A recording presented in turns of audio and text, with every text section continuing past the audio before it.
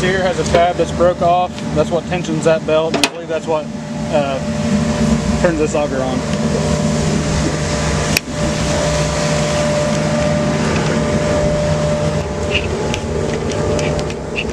Also, this back here to engage this auger, this is going to need some work in here.